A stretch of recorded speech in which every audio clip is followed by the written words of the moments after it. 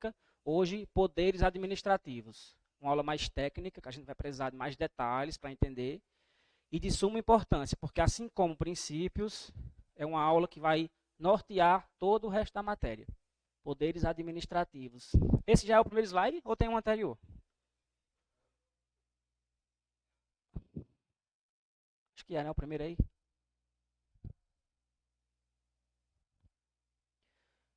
Primeiro, né? Vamos lá, pessoal. Poderes administrativos. Já de cara, a gente vai fazer um link com a aula passada. Um dos princípios que a gente estudou foi o da supremacia do interesse público sobre o privado. Eu falei que esse princípio ele fundamentava as prerrogativas que o poder público tinha sobre os administrados.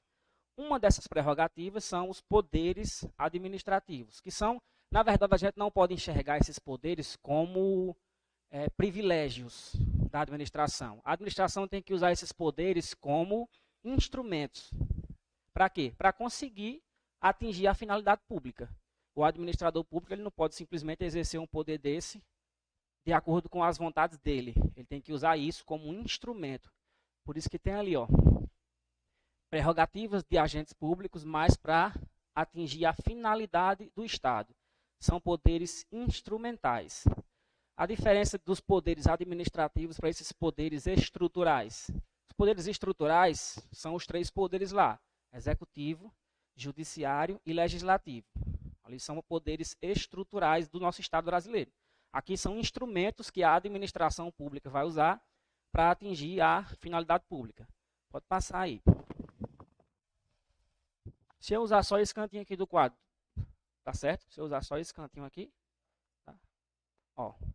Por isso que são poderes. A letra tá boa aí, pessoal? Tamanho. Poderes. Deveres. Porque a gente não pode enxergar apenas como um privilégio do administrador. Ele tem que exercer o poder, mas ele também tem o dever de exercer aquele poder. Por quê? Para atingir a finalidade pública, até porque outro princípio que a gente viu na aula passada foi o da legalidade. O administrador só pode fazer aquilo que a lei manda ou autoriza. A prova usa muito essa expressão, poderes, deveres, para dar essa questão de instrumento. Não é um fim em si próprio, o poder. É um instrumento para conseguir a finalidade pública. Uma característica dos poderes administrativos é que são irrenunciáveis. O administrador público ele não escolhe exercer o poder. Ele tem que exercer. Por exemplo, um guarda de trânsito, a gente vai chegar lá no final da aula, no poder de polícia. Quando o guarda de trânsito aplica uma penalidade para o motorista, ele está exercendo o poder de polícia.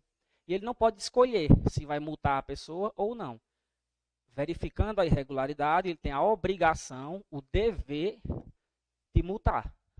Por isso que é um instrumento para atingir a finalidade pública. E essa prerrogativa, esse poder é irrenunciável. Ele não pode simplesmente renunciar e dizer, não vou multar aquela pessoa por motivo A, B ou C. Não pode.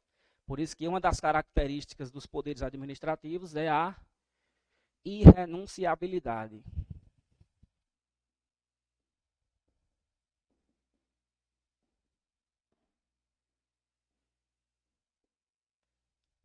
Questão de prova também. Não pode renunciar. Assim como os poderes administrativos são fundamentados naquele princípio da supremacia do interesse público sobre o privado, boa noite, essa questão aqui de também ser um dever, a gente também viu a aula passada, que está relacionada ao princípio da indisponibilidade do interesse público. O administrador público não é dono da coisa pública, ele é apenas um gestor. Sendo assim, ele não pode fazer o que ele quiser. Então, ele tem a obrigação, ele tem o dever de exercer o poder administrativo. Ou seja, o tema poderes administrativos, embora o tema seja poderes administrativos, deve ser enxergado como um poder-dever. A palavra poder remete ao princípio da supremacia do interesse público e a palavra dever remete ao princípio da indisponibilidade do interesse público.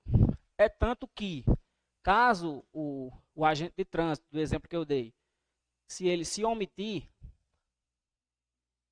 a omissão no exercício do poder administrativo gera uma ilegalidade.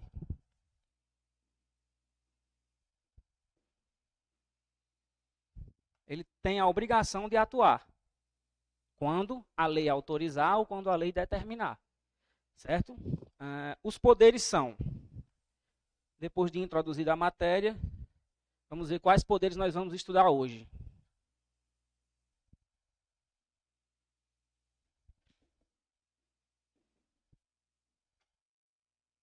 Primeiro, poder vinculado.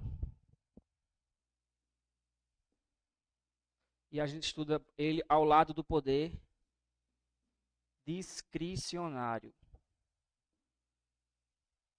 A gente vai ver que isso aqui, na verdade, parte da doutrina nem considera como um poder. Chama de atuação vinculada e atuação discricionária. Porém, é importante a gente estudar junto porque esse poder vai estar presente nos demais, certo? Além do poder vinculado e do discricionário, poder hierárquico.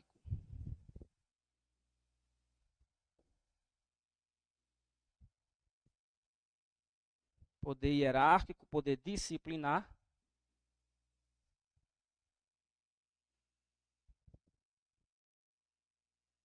Poder regulamentar.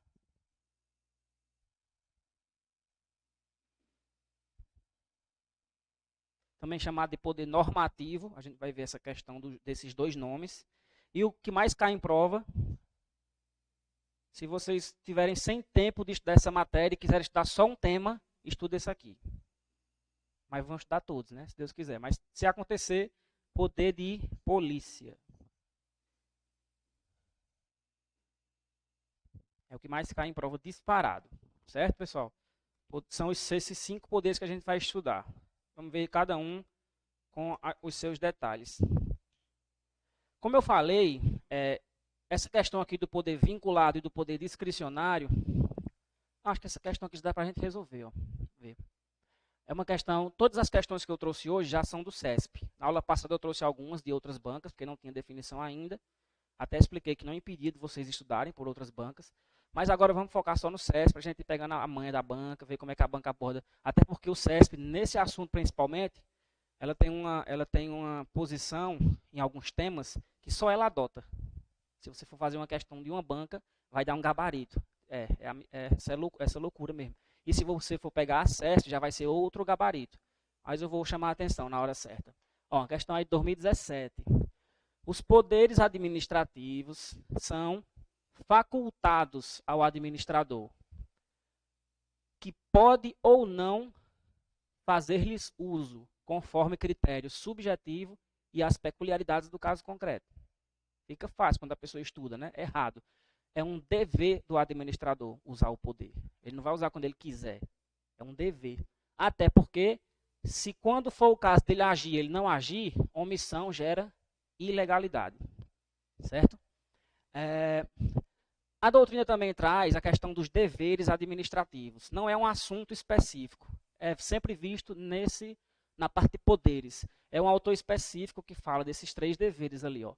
E também se relaciona com a aula passada. A gente viu o princípio da eficiência, que norteia toda a administração pública. Então, nada mais natural do que existir um dever de eficiência. O administrador público, o servidor público, deve atuar de forma eficiente. É basicamente o que está escrito ali. Dever de probidade, essa palavra probidade, quando vocês escutarem, já lembrem de moralidade. Moralidade, princípio da moralidade. A gente também viu a aula passada. A atuação deve ser ética, deve ser pautada com parâmetros de boa-fé. Dever de probidade. E dever de prestar contas, nós também vimos o princípio da publicidade na aula passada. Então, são deveres básicos que a administração deve observar. Aqui, pessoal, poder vinculado e discricionário, a gente vai ver de forma separada, porque a doutrina fala em atuação vinculada e atuação discricionária. Eu gosto muito de estudar usando palavras ou expressões-chave. Quando eu leio uma coisa, já associo, até falei na aula passada, né? Quando vocês escutarem a palavra discricionário, discricionariedade, vocês vão lembrar da expressão margem de liberdade. Eu vou explicar. Já vão anotando aí, margem de liberdade. Em contrapartida, quando ouvir a palavra vinculado, atuação vinculada, não existirá essa margem de liberdade. Eu vou dar um exemplo de atuação discricionária. Já anotaram aqui tudo? Vão anotando aí que eu vou precisar usar novamente. Quando a lei permite que a atuação seja discricionária, o que é que vai acontecer? Em determinadas situações, a própria lei autoriza. Por exemplo, dá para usar também? Ah, é que eu estou bitolado nessa. Mas dá certo. Vamos lá. Quando a lei autoriza que a atuação seja discricionária, ela vai dizer, por exemplo, as expressões desse tipo. O administrador público pode fazer tal coisa, vírgula, de acordo com o seu critério. Essa expressão, de acordo com o seu critério, como vocês podem notar, está dando uma margem de liberdade ao administrador. É aquela questão que eu falei da punição. Quando a lei diz, se o servidor público atuar dessa forma, vai ser suspenso de 1 a 90 dias. Deu de 1 a 90, ou seja, deu uma margem de liberdade para ele escolher. O que ele não pode fazer é extrapolar essa margem de liberdade, não pode aplicar 91 dias. Como a lei está dando uma margem de liberdade, a atuação daquele servidor público, daquele administrador, vai ser discricionária. A gente fala que ele está usando o poder discricionário. Porém, se a lei disser, o servidor praticou o ato A, a punição para ele vai ser advertência. Não tem não tem margem de liberdade para o servidor, para o administrador fazer. Se ele verificou que o servidor praticou aquela conduta e na lei está dizendo que é advertência, não tem margem de liberdade. Ele não pode aplicar uma suspensão. A lei está sendo clara, taxativa. Então, já que não tem margem de liberdade, poder vinculado.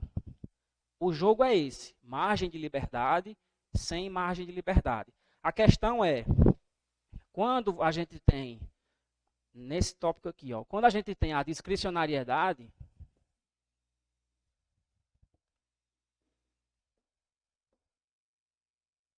tanto a lei pode dar essa margem de liberdade, como eu falei, a lei usa a seguinte expressão, de acordo com o seu critério, de acordo com o caso concreto, a lei está dando essa liberdade para ele. Apesar de atuar com liberdade, ele vai estar atuando de acordo com a lei. E também, pessoal, com conceitos jurídicos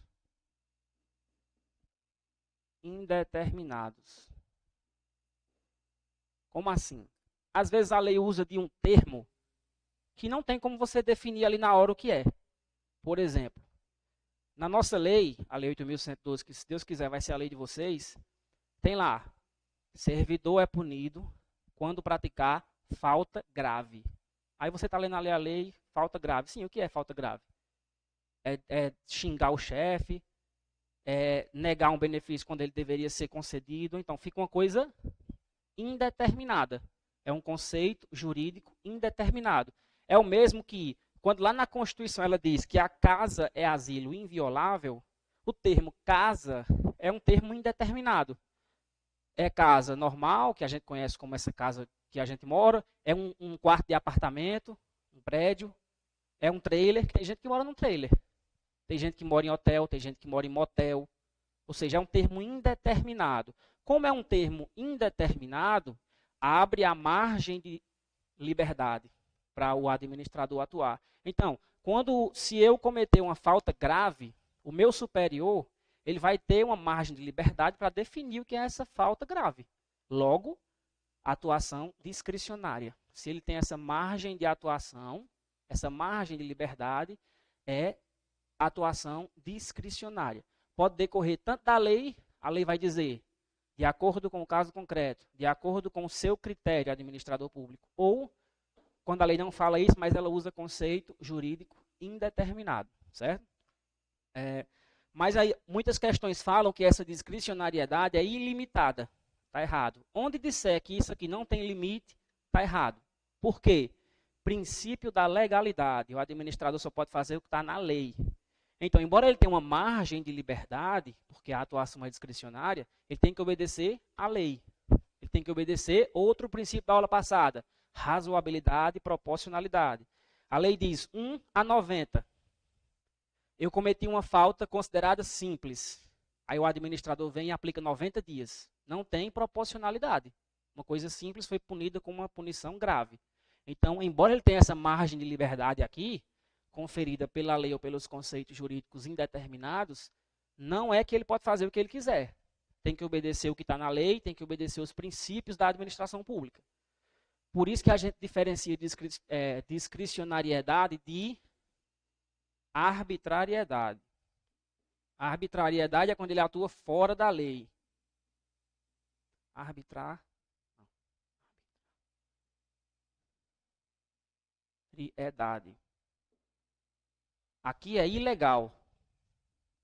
Se é ilegal, extrapolou a margem de liberdade que a lei deu para ele. Então, não pode.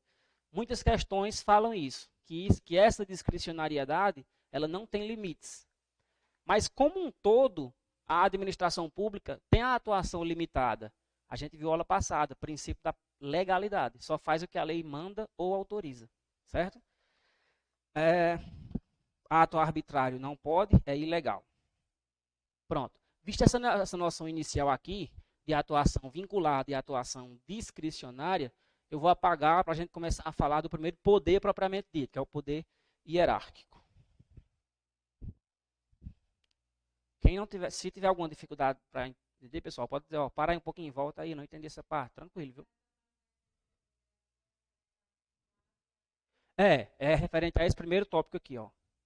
Poder vinculado, poder discricionário, certo? Posso apagar? Vou apagar primeiro aqui, né? Todo mundo já... Passa esse slide, por favor, amigão. Acho que o esquema ali também está bem.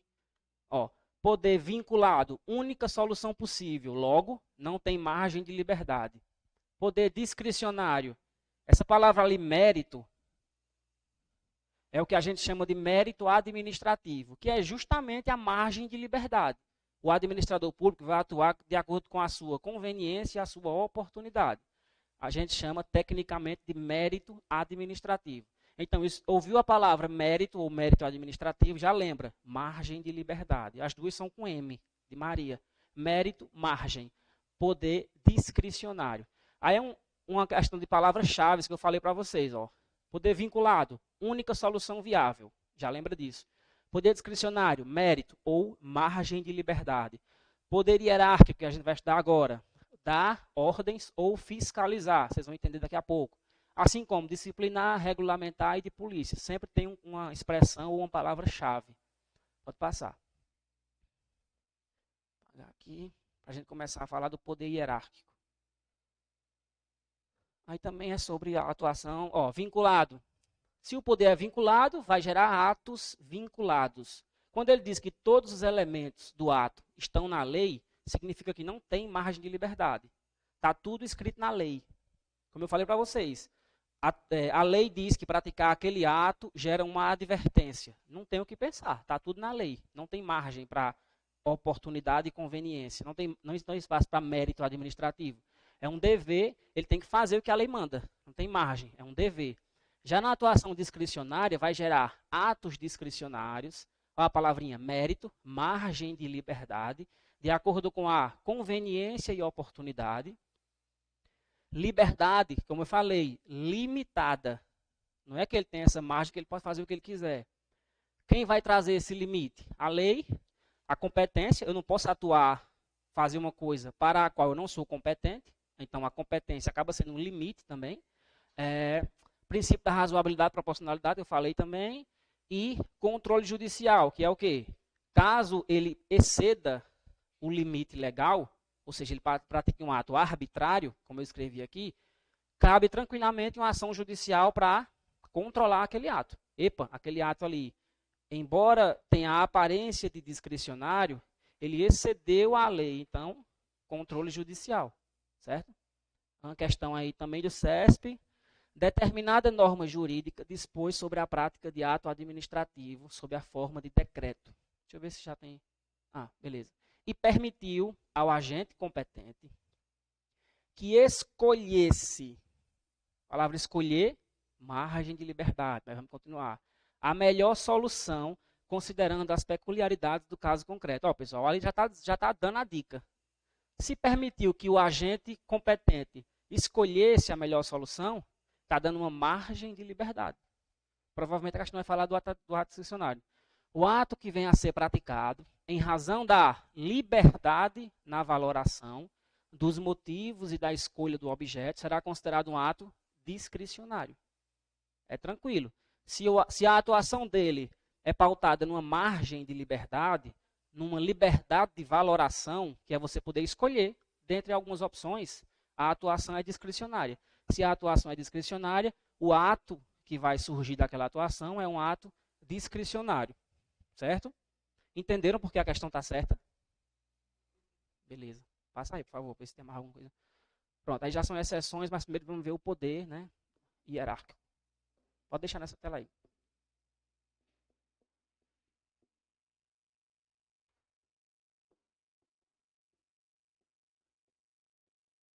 Poder hierárquico.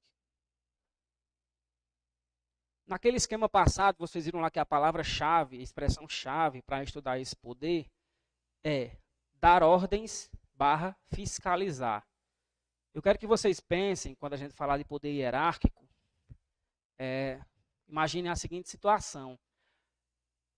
Um superior dando ordens para um inferior. Questão de dar ordens. Assim como ele vai dar ordens para o inferior, ele vai fiscalizar a atuação desse inferior. Quando sai uma determinação lá da gerência para nós, servidores públicos, trata-se de uma ordem superior vindo para nós, que estamos aqui no escalão de baixo. Então, expressão do poder hierárquico. Eu coloquei aqui 5 manifestações do poder hierárquico. A primeira, acabei de falar, ordens, dar ordens. Quando um superior ele dá ordem para o inferior, ele está exercendo o poder hierárquico. Além disso, a edição de atos normativos. Vou dar um exemplo, vocês vão entender.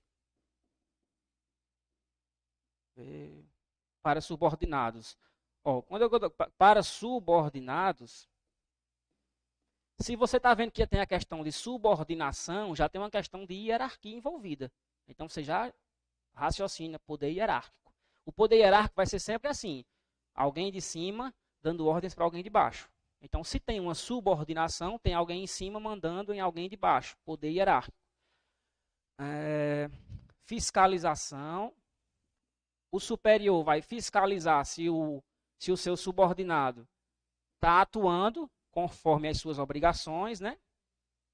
Além da questão aqui também já tem a questão de rever atos. O poder que a gente viu aula passada, o princípio que a gente viu aula passada da autotutela, não é a administração anulando ou revogando seus próprios atos. Pronto, quando um superior, se eu concedo uma aposentadoria e o pessoal da gerência decide que aquela aposentadoria tem que ser anulada, embora seja um superior anulando um ato de um inferior, poder hierárquico, tanto o superior como eu estamos na administração pública. Então, é a administração pública anulando um próprio ato seu. Por isso que essa questão aqui de rever atos, além de ser uma manifestação do poder hierárquico, vocês têm que lembrar do princípio da autotutela, que é a administração revendo seus próprios atos, certo? Delegação de competências, isso aqui cai muito, mas a gente vai ver, isso aqui é um tema, delegação e avocação, que a gente vê com mais detalhes na aula de processo administrativo. Porém, como é uma expressão do poder hierárquico, muitas questões falam só isso. O servidor A delegou uma competência ao servidor B. Isso é uma manifestação do poder de polícia? Não, poder hierárquico. Eu vou explicar direitinho o que é, só anotando primeiro aqui. E a questão de aplicar sanções. Tem que ter cuidado aqui nessa parte, porque a gente tem mais 2 poderes que fundamentam também a aplicação de sanção. Nós vamos ver que lá no poder de polícia tem questão de aplicação de sanção, e vamos ver também que no poder disciplinar tem aplicação de sanção. Então, vamos ter que ter a sensibilidade de, embora seja a mesma coisa, aplicar a sanção, a gente vai ter que saber se a situação está falando do poder hierárquico, está falando do disciplinar ou está falando de polícia, mas tem um macete sobre isso. Vamos atacar aqui esses 5 tópicos. A questão de dar ordens, que é a questão básica do poder hierárquico, vai ter um superior determinando a atuação de um inferior. Poder hierárquico. Atos normativos para subordinados. Aqui, pessoal, não é o poder público editando uma lei para a gente, não. Administrados, não. Aqui é uma questão interna para subordinados. Por exemplo, nós lá no INSS, a gente trabalhava com a IN, Instrução Normativa 77. Esse ano ela foi revogada e agora tem a IN 128.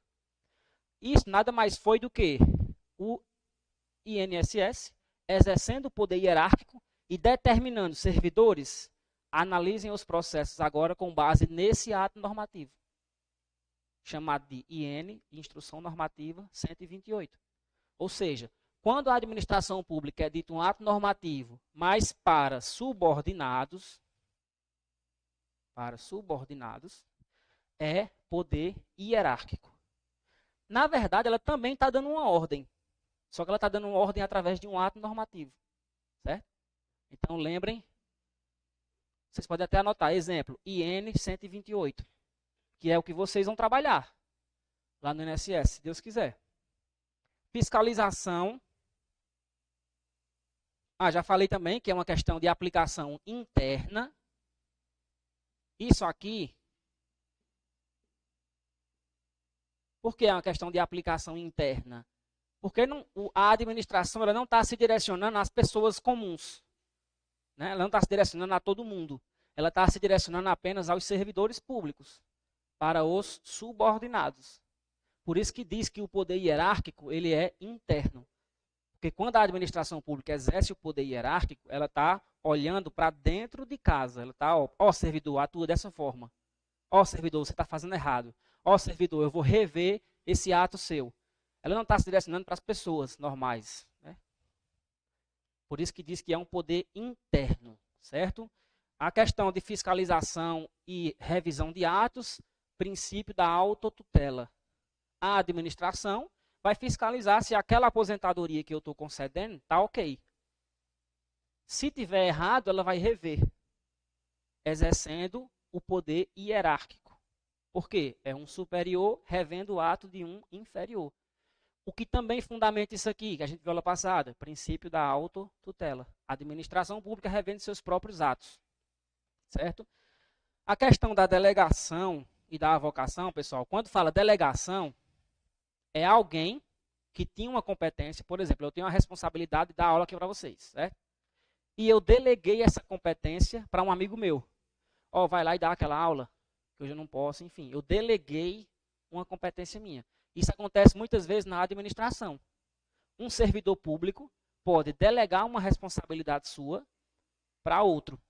Delegação de competências.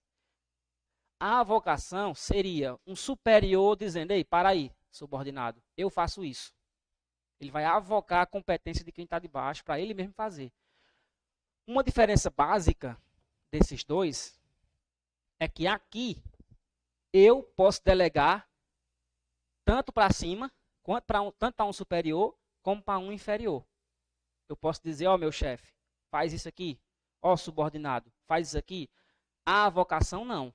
A avocação é sempre de cima para baixo. Ei, subordinado, para de fazer isso aí, deixa eu fazer. Essa diferençazinha cai em prova. Aqui, não precisa ter hierarquia. Dois servidores do mesmo patamar, um pode delegar a competência para o outro. Aqui, não. Vai ser um superior chamando para si a responsabilidade, certo? Porém, embora haja essa diferença, ambos os institutos são decorrentes do poder hierárquico. E as provas falam isso, certo?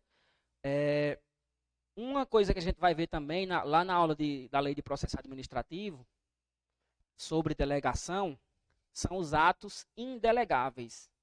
Embora seja possível delegar, e a regra é essa, você pode delegar competências, existe um rol que sempre cai em prova, de atos que não pode delegar. Se a lei diz que é você que vai fazer, é você que vai fazer e ponto. Vocês podem até puxar aqui uma setinha e colocar atos indelegáveis. A, B, C. eu não posso delegar a edição de um ato normativo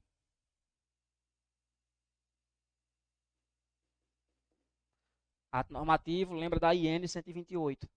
Se é a gerência executiva do INSS que tem a competência de editar aquela IN, aquele ato normativo, ela não pode delegar para outra pessoa. E quem diz isso é a lei, tá, pessoal? Que não pode. Também não pode delegar decisão de recurso, ou tá RA, tá? Recurso administrativo. Se aquele órgão tem a competência de julgar aquele recurso administrativo, ele não pode delegar para ninguém, certo? E, por fim, competência exclusiva. Como assim, Armstrong? Se a lei diz que é competência exclusiva do servidor André Armstrong analisar a aposentadoria rural, se é competência exclusiva, eu não posso delegar. O que acontece, pessoal, é que às vezes a lei fala competência exclusiva e também fala competência privativa. A diferença que a doutrina dá é justamente essa. Quando fala que é competência exclusiva, é indelegável. Isso aqui cai demais em prova. Essas três exceções. São atos que não podem ser delegados. E a questão vai dizer que pode, provavelmente. Tem até um macete, ó.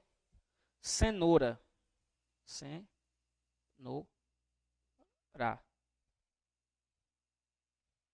Não pode delegar competência exclusiva, ato normativo e recurso administrativo. Cenoura. Com certeza cai em prova isso aí. Também, galera, assim como ele é interno, ele só se dirige a servidor público, o poder hierárquico ele é permanente. Questão de prova também. O que significa dizer que o poder hierárquico é permanente? E a gente vai já ver um poder que não é permanente. Aí a banca faz troca. Por que é que o poder hierárquico é permanente? Porque a administração pública, todo dia, tem subordinado se relacionando com o superior. Diariamente, quando eu vou trabalhar, só o fato de eu bater o ponto, eu já estou obedecendo uma ordem do meu superior. Porque no final do mês, se o superior não homologar o meu ponto, é problema. Eu não recebo salário, eu recebo uma punição administrativa. Então, todo dia, a administração tem relações de hierarquia, relações de subordinação. E relações de hierarquia, relação de subordinação, é poder hierárquico. Por isso que diz que ele é permanente. A gente vai ver que o poder disciplinar não é permanente. Por quê? Simplesmente porque não é todo dia que um servidor é punido. Entendeu? Ó, quando o poder disciplinar é acionado, a gente vai ver. Quando um servidor faz coisa errada, sofre um processo administrativo e é punido. Isso é o básico do poder disciplinar. E isso não acontece constantemente. É uma exceção o servidor cometer uma falta e ser processado. Logo, ele não é permanente. Diferentemente daqui, poder hierárquico, permanente. Todo dia tem relação de hierarquia dentro da administração pública, certo? Ah, sim. Certo. Eu falei que a delegação e a avocação são consequências do poder hierárquico. Primeira informação. A delegação, ela pode acontecer como regra geral. Aí você pode dizer, qualquer coisa pode ser delegada na administração pública? Não. Existem 3 atos que não podem ser delegados, que é a edição de ato normativo, a decisão de recurso administrativo e quando a competência é exclusiva. Ah, eu troquei, é? Foi. É porque aqui, ó. Cenoura, competência exclusiva. RA, que está aqui, recurso administrativo. E ato, qual é o outro? Normativo. Seria assim, ó. Cenoura. Só para decorar as 3 exceções. Porque realmente cai muito. Conseguiu agora fixar? Pronto. Pessoal, na aula passada eu falei do poder de tutela. Até diferenciei do poder da autotutela. E disse que o poder de tutela, vocês já devem lembrar da relação entre administração direta e administração indireta. Que não é uma questão de hierarquia entre elas. É uma questão de vinculação. Não é que a União, que é um ente da administração indireta, vai poder mandar, vai poder dar ordens para o INSS, que é uma autarquia, logo ente da administração indireta. A relação entre eles não é assim, ó, de cima para baixo. É assim. Eles estão no mesmo patamar. É uma questão de vinculação e não de subordinação. Diante disso, muitas questões de prova dizem que a relação entre a administração direta e a administração indireta é pautada pelo poder hierárquico. Não, porque não tem hierarquia entre a administração direta e a administração indireta. Até porque, pessoal, tá aqui, ó, administração direta. A gente vai ter uma aula só sobre a administração indireta. Aí vocês vão entender bem. Aqui só para ilustrar. E a administração, não queria colocar embaixo, mas indireta.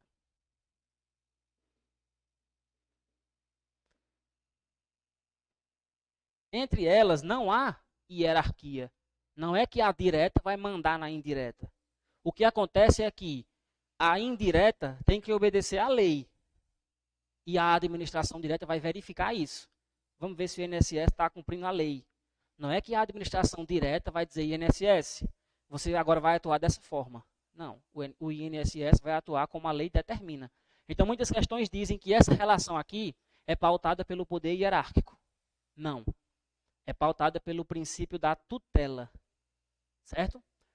Outro macete também relacionado a esse princípio, galera, é que sempre que você tem uma pessoa jurídica, por exemplo,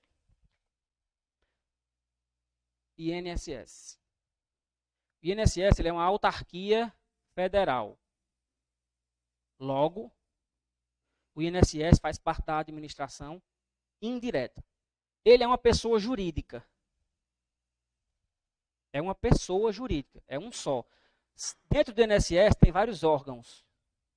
Só que é uma pessoa jurídica só. Assim como a Caixa é uma pessoa jurídica só. Assim como o Banco do Brasil é uma pessoa só. Todos que eu falei são da administração indireta. Assim como a União, que é um ente da administração direta, é uma pessoa jurídica. Certo? O que é que a questão vai dizer? Que entre o INSS e a Caixa, que são também aqui da administração direta, tem hierarquia. Também não tem. Por quê? O macete é esse. Entre pessoas jurídicas diferentes, não existe hierarquia. O que é que pode ter de hierarquia dentro do INSS? Que eu dei vários exemplos aqui agora. É um órgão, aqui do INSS, ser superior a outro. Ou seja, dentro da pessoa jurídica, sim, tem relação de hierarquia. Porque tem a superintendência do INSS, lá em Recife, tem a gerência executiva, que é aqui em Juazeiro, e todo mundo manda na gente, que é servidor. Mas nós estamos dentro de uma mesma pessoa jurídica, INSS. Relação de hierarquia dentro de uma mesma pessoa jurídica. Agora, quando a questão comparar duas pessoas jurídicas diferentes, se disser que a relação é de hierarquia, está errado, não pode. Hierarquia, mesma pessoa jurídica, poder hierárquico. Questão de vinculação entre a administração direta e indireta, que é o poder de tutela. Outra coisa, galera, que não tem hierarquia é entre os poderes estruturais, que eu falei no começo da aula. Executivo, legislativo e judiciário. Não existe um maior que o outro. Não tem hierarquia entre eles. A Constituição mesma diz, são harmônicos e independentes. Eles estão no mesmo patamar. Questões de prova também falam que o poder executivo, como cuida da administração pública, está em um patamar superior ao legislativo e judiciário. Não. São poderes independentes. Não tem poder hierárquico aqui, entre os poderes estruturantes. O que é que a questão pode fazer? E aí vocês têm que ter cuidado. Eu vou falar com calma essa parte. No poder legislativo e no poder... Porque é assim, galera, vocês vão ver na aula de constitucional que... Vamos lá, com calma. São 3 poderes. Executivo, legislativo e judiciário. O que é que cada um faz principalmente? O executivo administra, resolve, toma conta do Estado. O que é que o legislativo faz? Edita as leis. O que é que o judiciário faz? Julga. Né? Porém, tanto o legislativo como o judiciário, ele também administra. Como assim? O executivo a gente já sabe que é o responsável principal pela administração pública. E o legislativo e o judiciário também administram de forma atípica. Na aula de constitucional vocês vão falar, ele vai falar com vocês sobre isso. Como assim? Quando o Tribunal de Justiça do Ceará, Poder Judiciário, concede férias a um juiz, ele tá julgando alguma coisa? Não. Ele está administrando. Não está julgando um processo. Ele está concedendo férias a um membro do tribunal, que é o juiz. Então, ele está de forma atípica administrando. Porque a função típica, normal dele, é julgar. Certo? Então, visualize esse caso. O Tribunal de Justiça, que é superior, está lá em Fortaleza, concede férias ou aplica uma punição para um juiz, que está aqui embaixo. Não está julgando nada, está atuando de forma atípica, excepcional, na função administrativa. Da mesma forma, o legislativo. Quando o Poder Legislativo faz um concurso do Senado Federal, por exemplo, não está editando lei, não. A função típica dele não é editar lei. Quando o Congresso lá organiza o concurso para contratar servidores, ele não está atuando na função típica dele, que é fazer lei. Ele está atuando de forma excepcional também na administração pública. E nessas duas situações, quando o legislativo e o judiciário administram também de forma excepcional, aqui sim tem poder hierárquico. Vocês estão vendo a diferença? Entre os três poderes, tem hierarquia? Não. Porém, legislativo e judiciário... Aí, no executivo, tem hierarquia? É só o que tem. Porém, lembra, dentro da mesma pessoa jurídica. É o macete anterior. Agora, a gente está falando do legislativo e do judiciário. Tem poder hierárquico no legislativo e no judiciário? Tem. Porém, apenas quando eles estiverem atuando de forma excepcional como administradores. Por quê?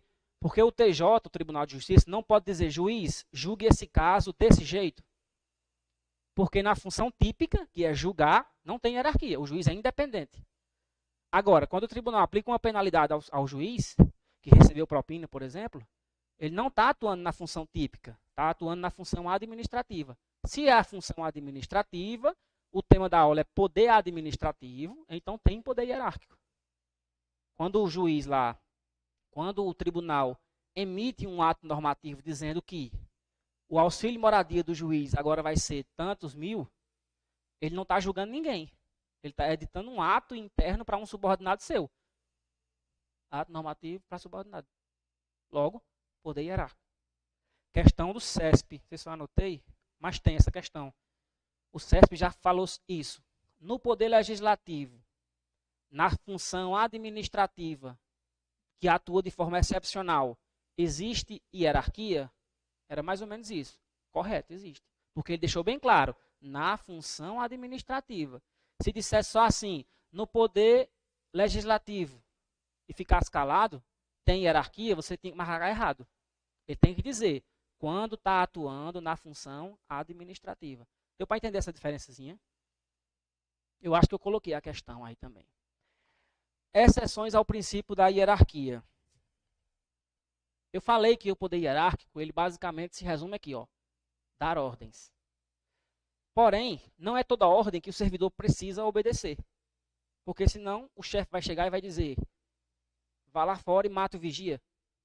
É uma ordem manifestamente ilegal. Então, é uma exceção ao princípio da hierarquia, ou ao poder hierárquico. Ordem manifestamente ilegal não precisa ser obedecida. E aí, competência exclusiva, porque se a lei me deu a competência exclusiva de conceder benefício de aposentadoria por idade rural, se só eu posso fazer aquilo, eu não preciso aceitar uma ordem superior dizendo pare de fazer isso, porque a lei me concedeu a competência exclusiva. Então, quando se trata de competência exclusiva, olha a diferença. Competência exclusiva pode ser delegada? Não. Competência exclusiva representa exceção ao princípio, ao poder hierárquico? Também. Porque se eu tenho a competência exclusiva conferida pela lei, o superior não pode chegar a mandar em mim dizendo, pare de fazer isso. Eu posso dizer, eu não vou obedecer essa ordem, porque é uma exceção ao poder hierárquico. Questão de consultoria. Na administração pública, tem órgãos que só fazem isso. Consultorias. Quando o administrador vai tomar uma decisão, ele pede o parecer da procuradoria, por exemplo, procuradoria jurídica. Essa procuradoria, a atuação dela, ela não pode estar subordinada a ninguém, porque ela tem que ser livre para analisar o caso e dizer, ó, prefeito, aqui está tudo ok, juridicamente falando, pode tomar essa atitude. Então, diante da autonomia técnica que ela possui, da mesma forma o órgão de consultoria de engenharia de uma prefeitura. O órgão de consultoria de engenharia, o engenheiro da prefeitura, ele não pode estar subordinado a ninguém, ele tem que ser independente. Ele vai analisar de forma livre aquele projeto de construção e vai dar o ok dele. Então, também é uma exceção ao poder hierárquico. Os órgãos de consultoria não precisam obedecer a ordens de superiores.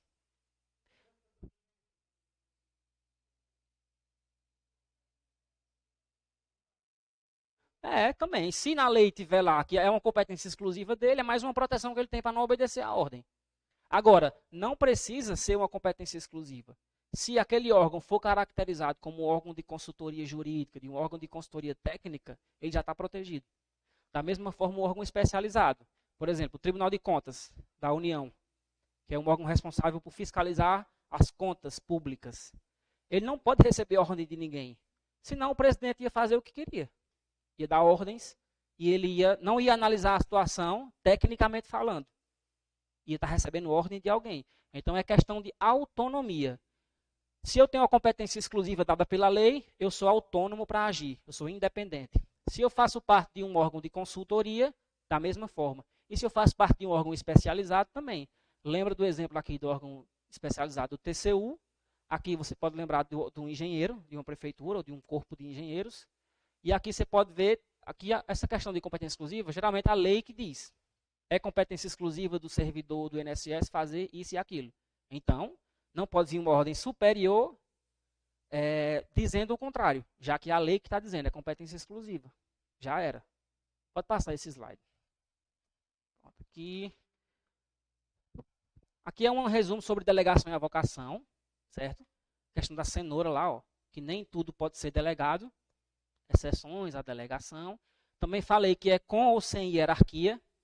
Muitas questões pegam nesse ponto. Não se preocupem tanto com essas informações, porque nós vamos ver na aula certa sobre isso. Gravem só que delegação e avocação, poder hierárquico. Vocês também têm que saber que o conceito de cada um. Delegação é quando eu delego para alguém a competência. E aí é com ou sem hierarquia.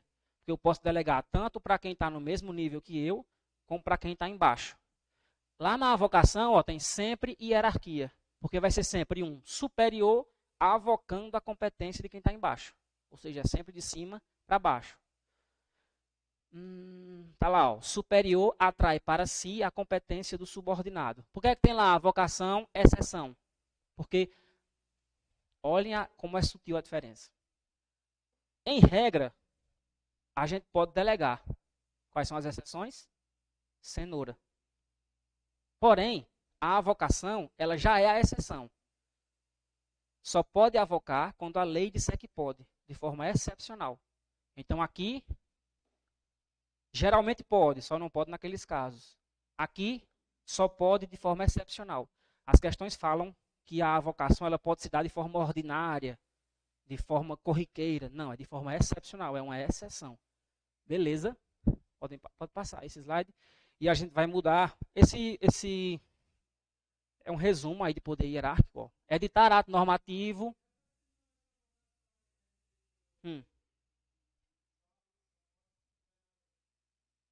Sim, sim. A delegação ela é permitida de forma geral.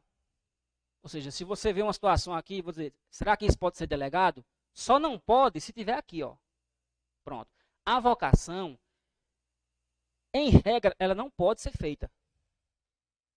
Só pode excepcionalmente, quando a lei autorizar. Se tiver na lei, a gerência executiva do INSS pode avocar competências dos servidores do INSS. Aí pode. Precisa de previsão legal para poder avocar. Já na delegação, não. Ela pode acontecer de forma ordinária. Por isso que tinha lá, exceção. Só pode acontecer naqueles casos. Quais casos? que a lei vai dizer. Deu para entender? Boa. Ali é mais um resumo ó, de poder hierárquico. Editar normas, ato normativo, dar ordens, que é o básico, fiscalizar e controlar, aplicar sanção, delegar e avocar. Poder hierárquico. Aí não há hierarquia. Falei, ó, pessoa jurídica distinta, não tem hierarquia entre pessoas jurídicas. Administração direta e administração indireta, também não tem. Entre poderes, que é os três que eu falei, não tem. Administração e particulares. Isso aqui eu não falei. O poder público, ele não está acima das pessoas. Até porque são poderes, deveres. Não é que a administração pública está acima das pessoas e as pessoas estão subordinadas. Até porque a administração só pode fazer o que a lei manda. E o que eu vou falar agora é uma fantasia, mas a teoria é essa. Quem faz a lei no Brasil? Congresso Nacional, certo? No Congresso Nacional existe a Câmara e o Senado. A maioria das leis começa na Câmara. Aí passa na Câmara e vai para o Senado. Vocês vão ver constitucional também. Só um resumo rápido. A Câmara, constitucionalmente falando, ela representa o povo. Se ela representa o povo e elas faz as leis, teoricamente, quem está fazendo a lei? O povo. Logo, e se a administração só faz o que a lei manda? A administração só faz o que o povo manda. Porque foi nós que elegemos os deputados e estão lá representando a gente. Por pessimamente que seja, eles estão lá fazendo isso. Então, se a administração está a serviço da lei, ela não é superior a nós. Não existe uma relação de hierarquia entre nós e a administração pública. Por quê? Porque a administração pública tem que obedecer à lei. E a lei surgiu da gente, através dos nossos representantes, que são os deputados. Por isso que a informação ali, ó, não há hierarquia entre administração e particulares. E também não há, que eu falei lá, ó, função típica do legislativo e judiciário. O TJ não pode dar uma ordem dizendo como o juiz vai julgar. Não tem hierarquia nessa relação. Porém, nas funções atípicas, que eu falei, existe. Por isso que tem ali só a função típica, certo? Pode passar essa questão aí sobre poder hierárquico. O poder hierárquico pode ser exercido pela União sobre uma sociedade de economia mista da qual seja acionista. Vamos lá. União, já falei aqui, ó, administração direta. Sociedade de economia mista, galera, é administração indireta é assim, ó. Autarquias, fundações públicas, empresas públicas e sociedades de economia mista. Falou em administração indireta, esses quatro aqui. Exemplo de autarquia, INSS, por exemplo. Exemplo de empresa pública, Caixa, a Caixa é uma empresa pública. Exemplo de sociedade de economia mista, o Banco do Brasil. Na aula de organização, a gente vai ver cada um, suas características, seus exemplos. O que a questão está dizendo ali?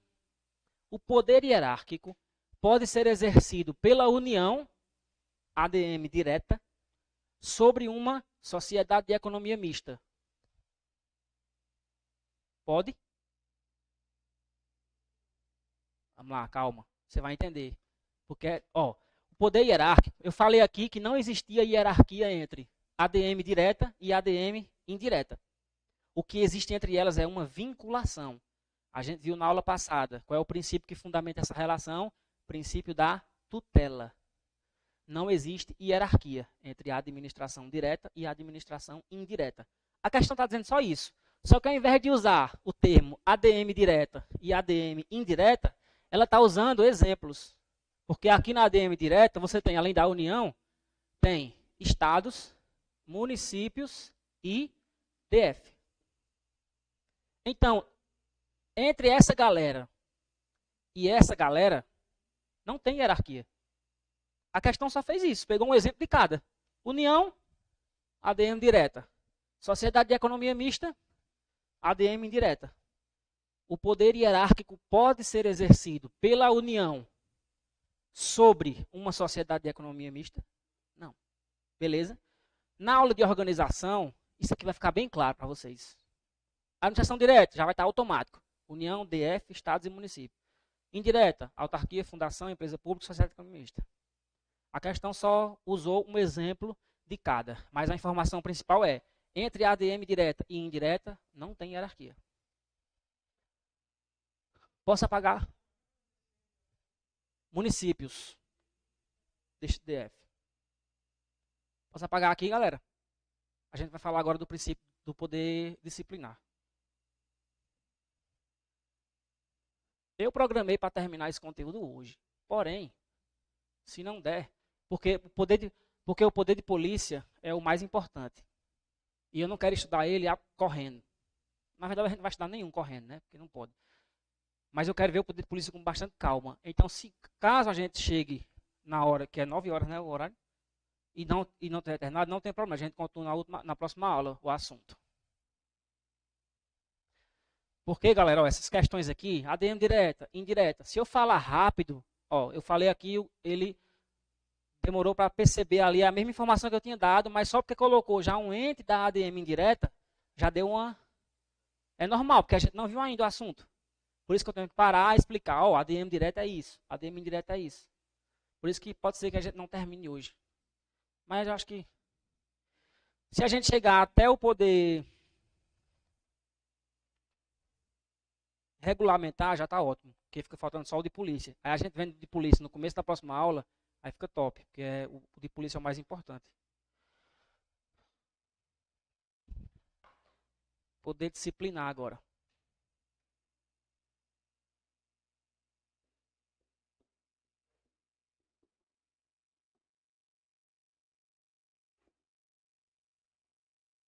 Poder disciplinar. Deixa eu só ver se eu não esqueci nada de hierárquico.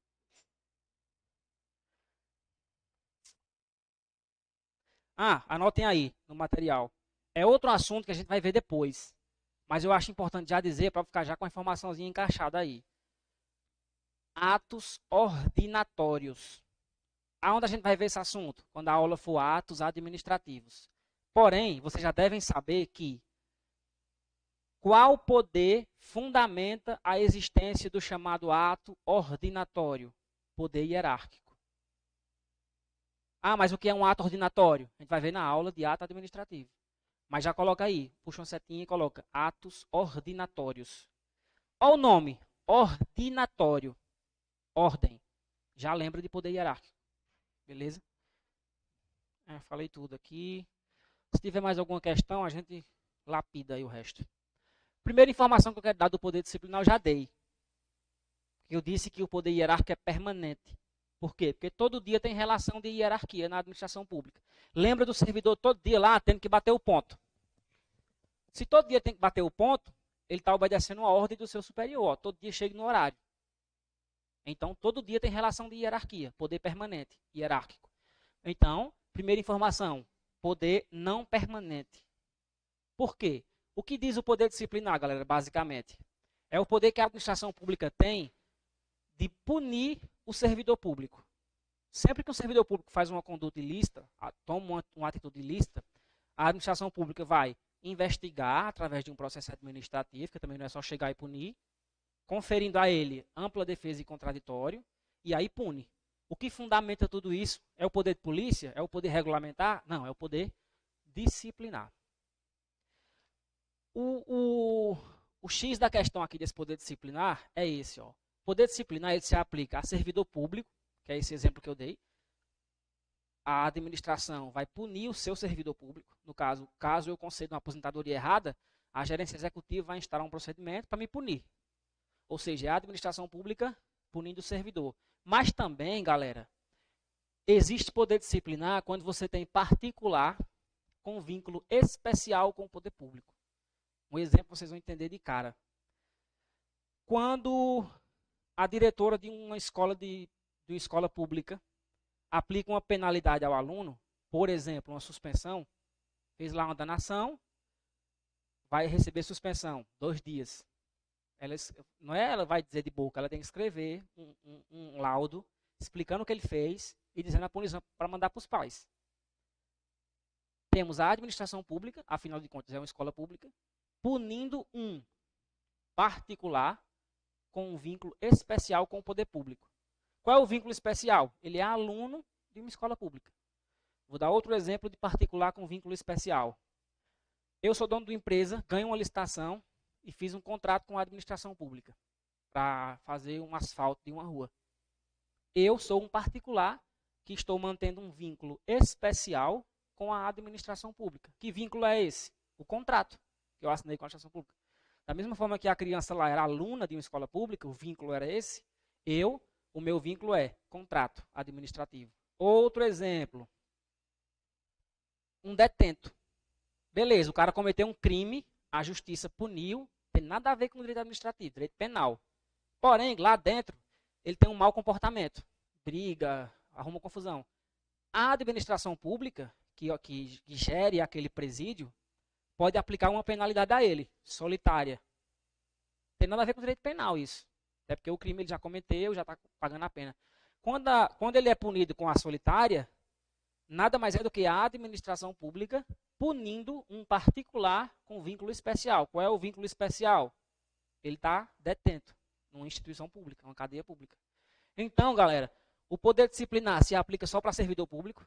Não. Informação já importante. Quando a gente for ver o poder de polícia, a gente vai ver que o poder de polícia ele se aplica para todo mundo. Afinal de contas, todo mundo aqui está sujeito a levar uma multa de trânsito ou não está? Tá. Aqui tem que ter um vínculo com a administração pública. Ou você é servidor público, ou você tem um vínculo especial de um desses casos que eu falei, que são só exemplos. Porém, o disciplinar ele não se aplica se não for nesses dois casos. Vamos supor, eu sou servidor, mas meu irmão, que trabalha na iniciativa privada, ele, graças a Deus, nem está preso, não estuda mais e não tem contrato com a administração pública. Então, ele não tem nenhum vínculo específico com a administração pública e nem é servidor público. Ele vai sofrer a atuação do poder disciplinar? Não. Ele vai sofrer a atuação do poder de polícia? Vai. Porque o poder de polícia é geral. Informação para vocês anotarem. O poder disciplinar não é geral. Ele só se aplica para servidor público e particular com vínculo especial.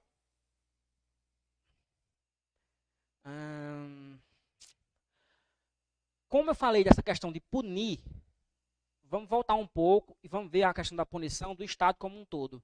O Estado ele pode punir a questão criminal, que aí é direito penal, o cara comete um crime, o Estado vai lá, pune, beleza.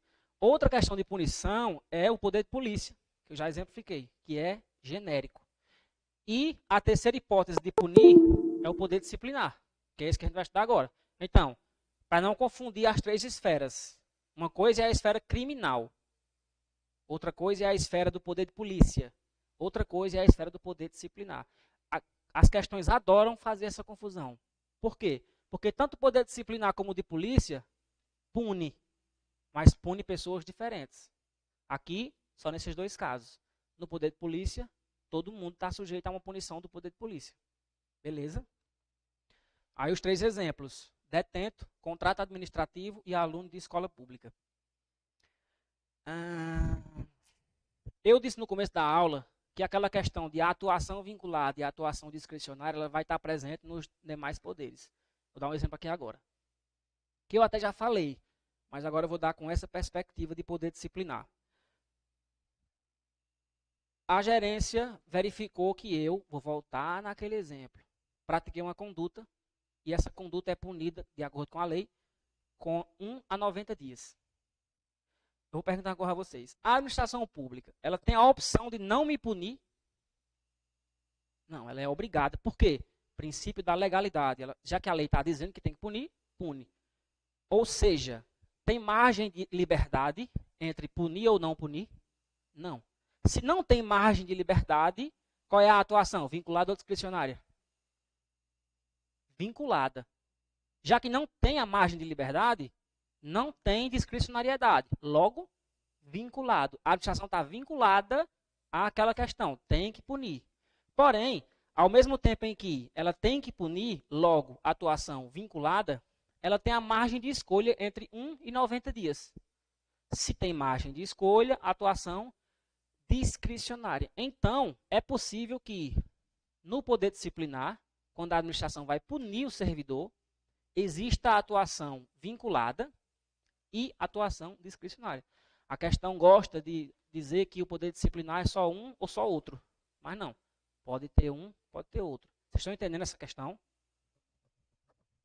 Beleza? Não, né? Vamos lá. Tu entendeu aquela questão de vinculada e discricionária?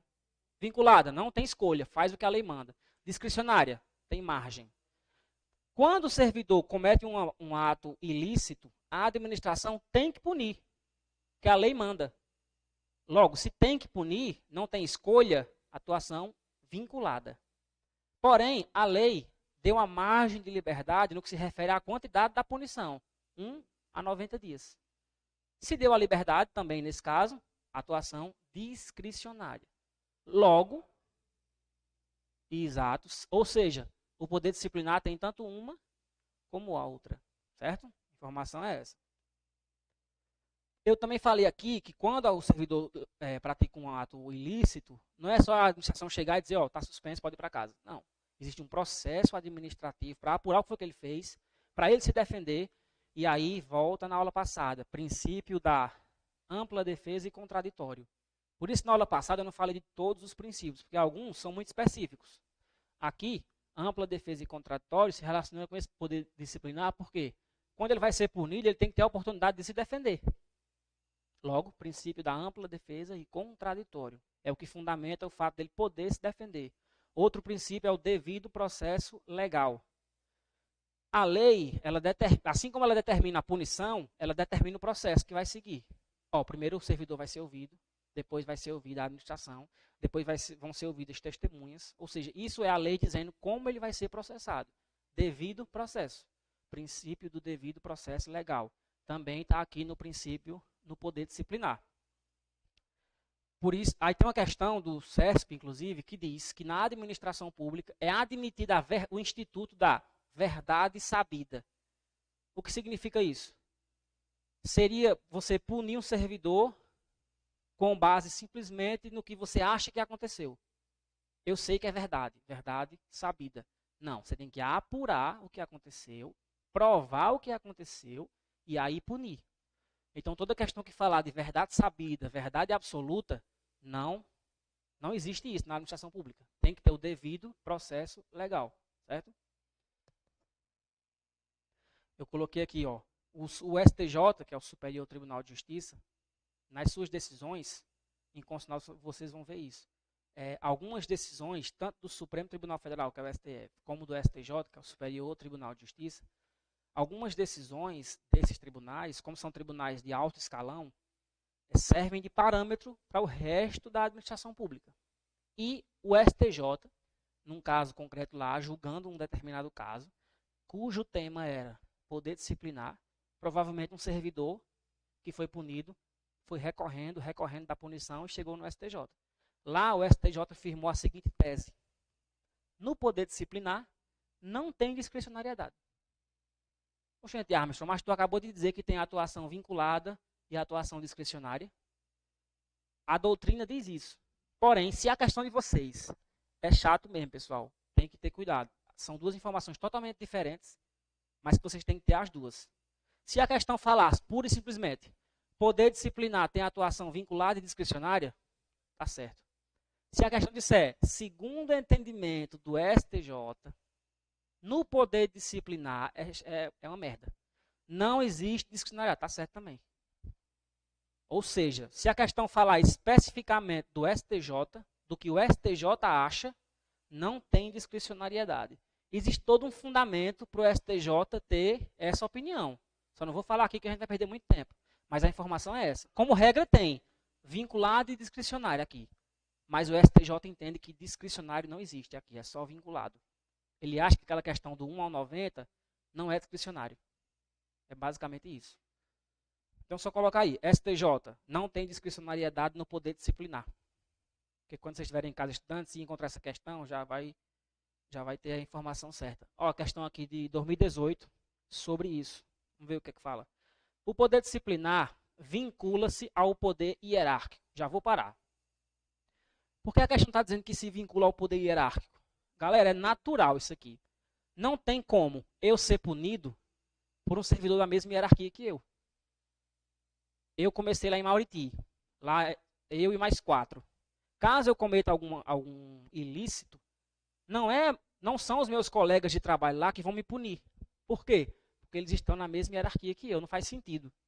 Quem vai me punir é quem está acima de mim. Por isso que se entende que o poder disciplinar vincula-se ao poder hierárquico. Essa é a informação correta. Vamos ver só se o resto é que está correto. O poder disciplinar vincula-se ao hierárquico, um reduzindo-se ao outro. Haja vista que o primeiro é mais amplo que o segundo. É aí onde a questão está errada. Está dizendo que o primeiro, poder disciplinar,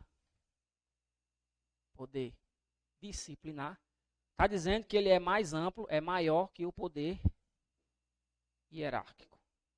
É uma questão de lógica aqui. Eu disse que todo dia na administração pública tem relação de hierarquia. Todo dia eu bato o ponto lá. Quando eu bato o ponto, eu estou dizendo, chefe, cheguei no horário certo. Por quê? Porque ele determinou que eu fizesse isso. Todo dia tem. E eu disse que o poder disciplinar não é permanente. Só acontece quando há uma atitude ilícita. Logo, se esse aqui acontece todo dia e esse aqui não acontece todo dia, qual é o mais amplo? Logo, quando a questão diz que o disciplinar é que é mais amplo que o hierárquico, a questão está errando. É uma questão de... Aqui, esse tipo de questão, a informação não foi passada. Foi passada de uma outra forma. Poder hierárquico é permanente. Todo dia acontece. Disciplinar não acontece todo dia. Se uma coisa acontece constantemente e a outra não, o que é maior, o que é mais amplo? É aquela que acontece todo dia. Então, a questão começou correta. O poder disciplinar relaciona-se, vincula-se ao hierárquico? Sim. Não tem como eu ser punido por quem está abaixo de mim. Ou seja, poder hierárquico relaciona-se com o disciplinar. Correto. Agora, quando ela diz que reduzindo-se um ao outro, haja vista que o primeiro disciplinar é mais amplo que o segundo, está errado. Certo? Pode passar e ver se tem mais informação. Aí já é poder... Deixa eu ver se tem mais informação de disciplinar. Falei da relação de disciplinar e hierárquico. Beleza. Vamos para poder regulamentar.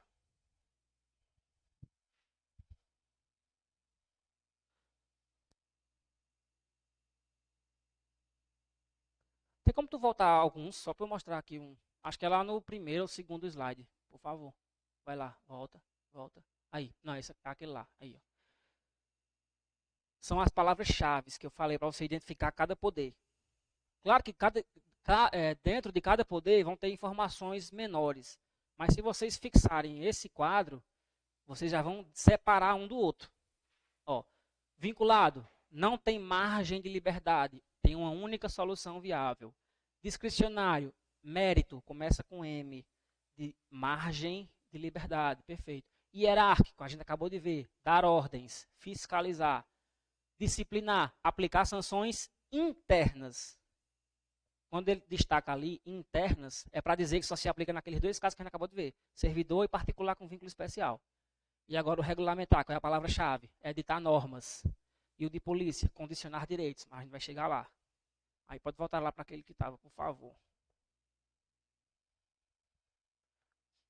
Vamos chegar no poder de polícia, de boa. Poder. Aqui, galera, é poder regulamentar ou normativo.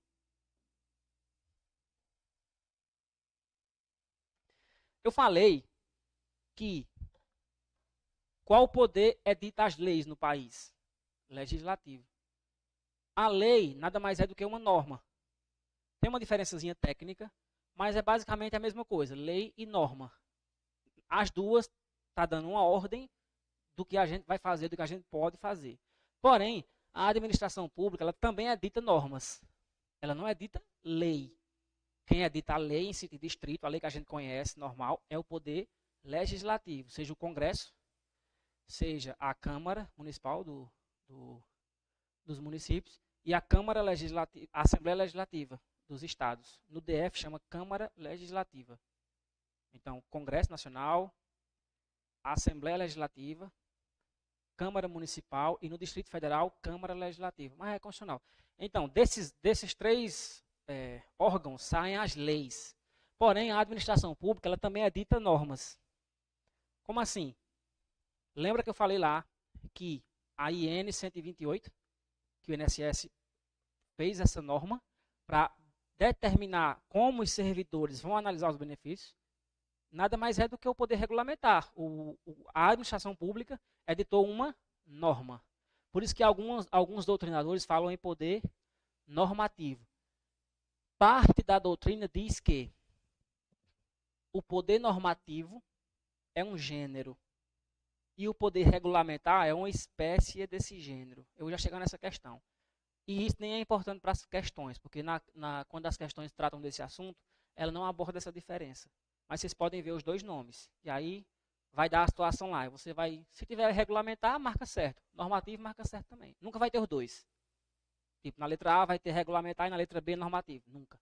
Porque aí estaria nula a questão, né? Deixa eu ver. Ou um ou outro. E como a prova nossa vai ser certo ou errado, então é mais do que nunca um ou outro, né?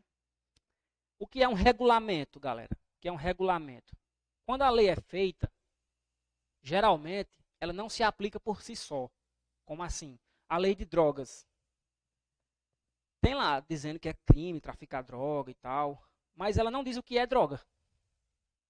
Então, se for usar só a lei de drogas, não tem como aplicar.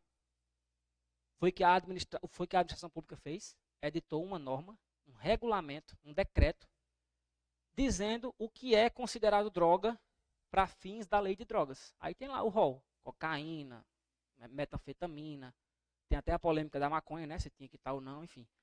Mas a lei, quando ela é feita, geralmente, ela é feita genérica. Ela geralmente precisa de um regulamento, poder regulamentar. Por isso que a gente diz que o poder regulamentar, ele explica a lei. O cara pega a lei de drogas, beleza, é proibido traficar droga, mas o que é droga? Aí vem o regulamento e explica isso. O poder regulamentar, ele explica o conteúdo da lei. O que é explicar o conteúdo da lei? Regulamentar a lei.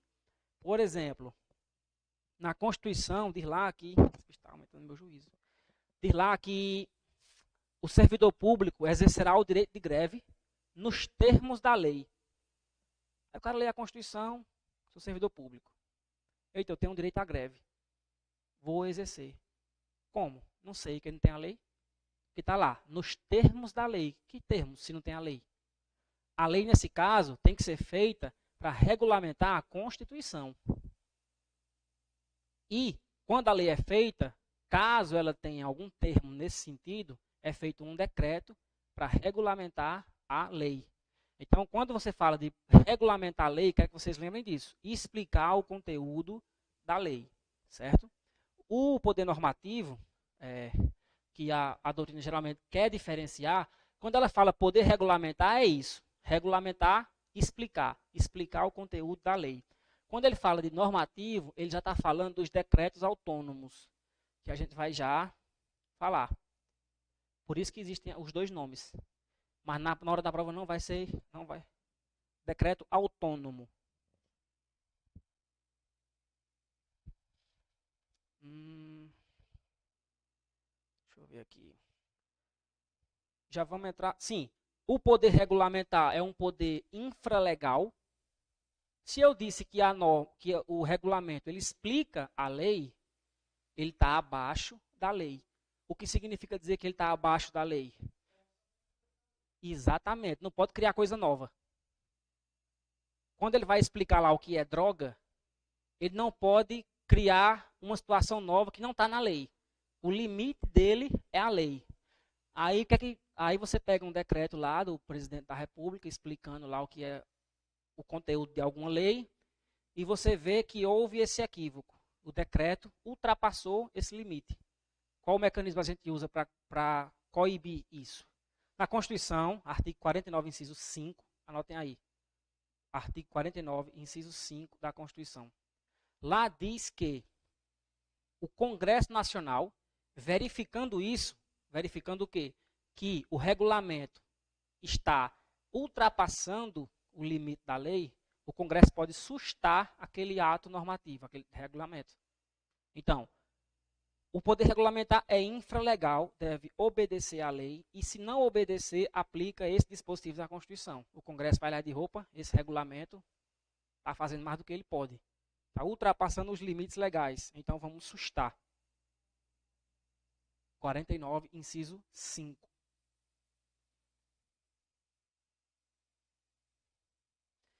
Aí eu quero que vocês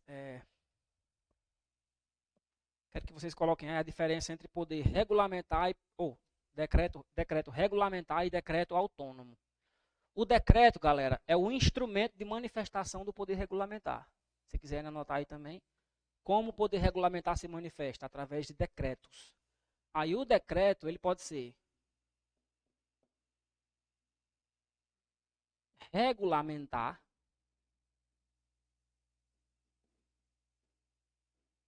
e pode ser também autônomo.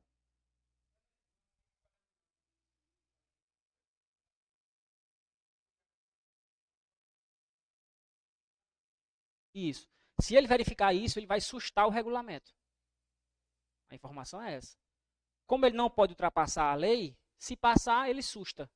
Sustar é tirar os efeitos, anular, entendeu?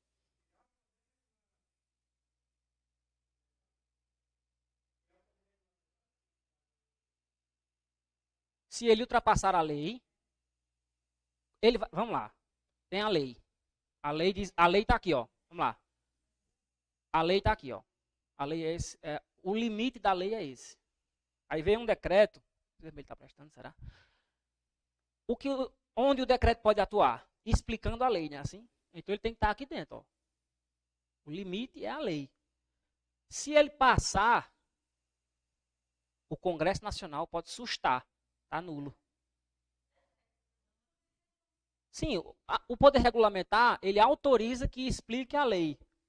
Só que ao fazer o decreto, se o Congresso verificar que aquele decreto está passando o limite, ele pode sustar o decreto. O poder regulamentar continua. Acontece que aquele decreto é ilegal, porque não respeitou o limite da lei. O que é não respeitar o limite da lei? É, por exemplo, falar uma coisa que não está na lei. Porque ele nasceu só para explicar o que está na lei. Então ele não pode falar coisa nova. Não pode criar uma situação nova. Isso, tem que se limitar ao que está escrito na lei. O decreto ele não pode criar uma situação nova. Se passar aqui, já é ilegal. Se é ilegal, o Congresso Nacional, com base nesse dispositivo, diz que o decreto pode ser sustado. Porque é uma situação ilegal. Se você quer criar uma situação nova, crie outra lei, e não através de um decreto.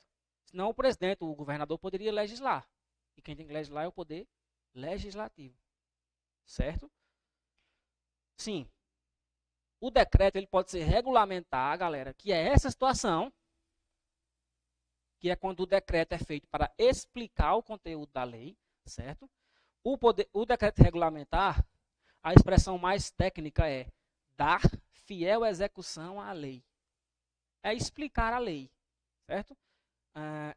Essa competência está no artigo 84 da Constituição e lá diz que é irrenunciável.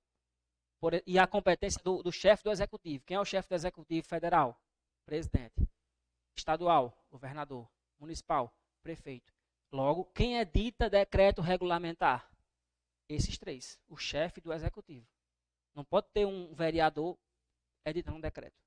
O servidor público não pode editar um decreto. É o chefe do poder executivo. E ele não pode delegar. Até porque, estava bem aqui, tá? Marca aqui ainda.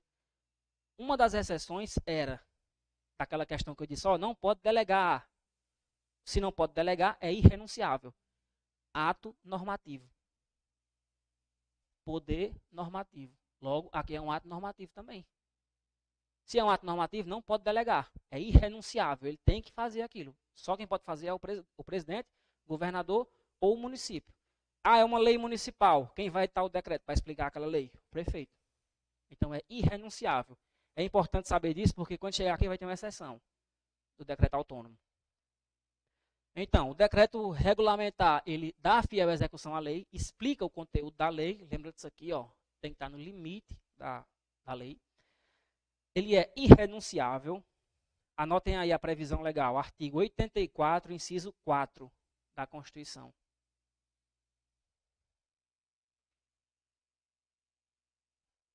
Artigo 84, inciso 4. Lá fala dos decretos regulamentares que tem que dar fiel execução à lei. 4. E V.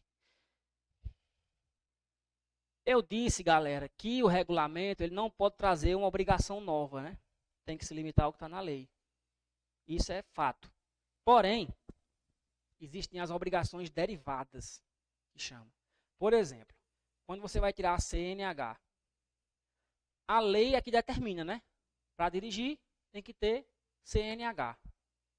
Porém, os requisitos para você tirar a CNH não estão na lei, não estão no Código de Trânsito Nacional, estão no regulamento emitido pela administração pública. Mas perceba a diferença. O regulamento, quando ele vai dizer, ó, para tirar a CNH, tem que ter exame de vista, tem que ter exame psicotécnico, tem que passar na prova teórica.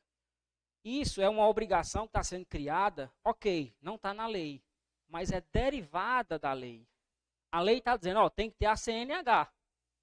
Aí vem a administração pública e diz, ó, mas para ter a CNH tem que ter isso, isso, isso e isso.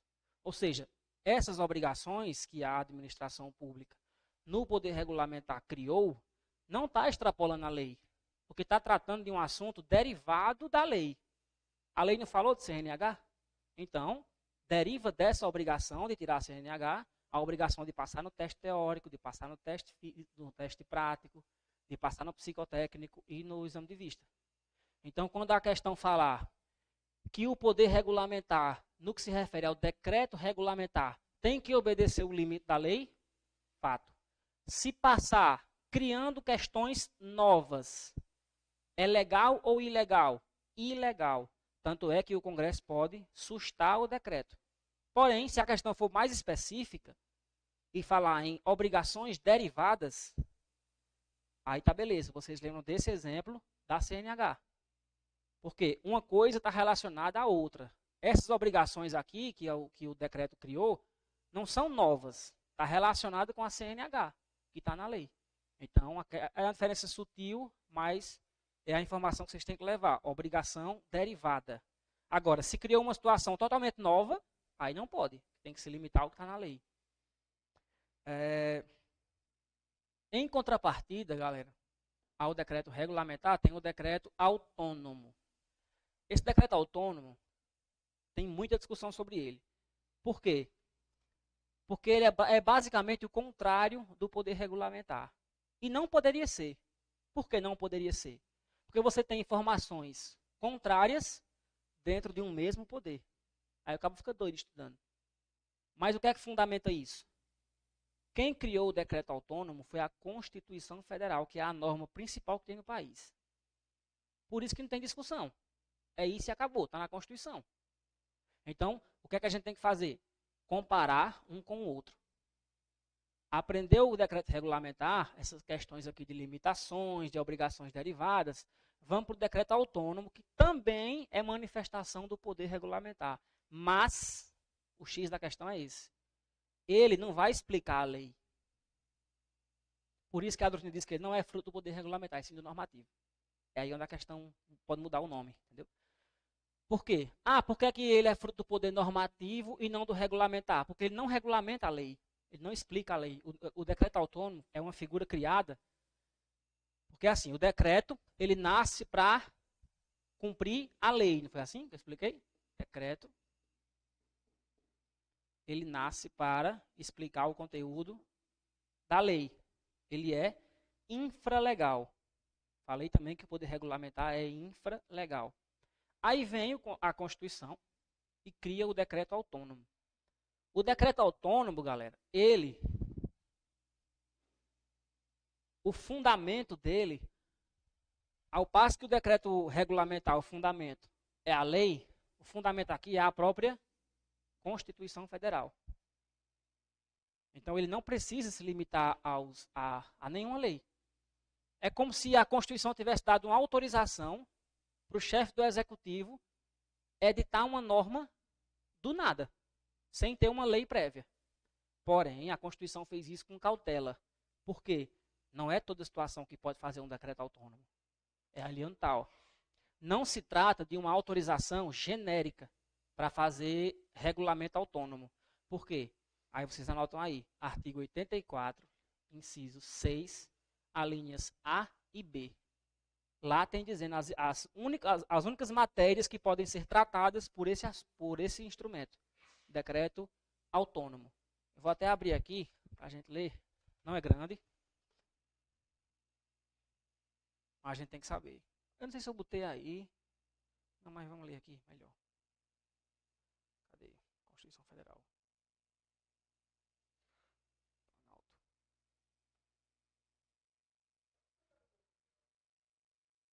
Estou explicando. Você vai entender daqui a pouco. Tu pegou a questão do decreto regulamentar, que o fundamento dele é a lei. Existe uma lei, aí o decreto vem e regulamenta aquela lei, explicando aquelas questões da lei. O decreto autônomo, ele não explica a lei. A primeira informação é essa. E nem se limita à lei. Por quê? Porque o fundamento dele é a própria Constituição. É uma norma que a administração vai editar, que não precisa explicar a lei. Ela vai tratar de temas específicos, que é o que eu vou falar agora. Artigo 84.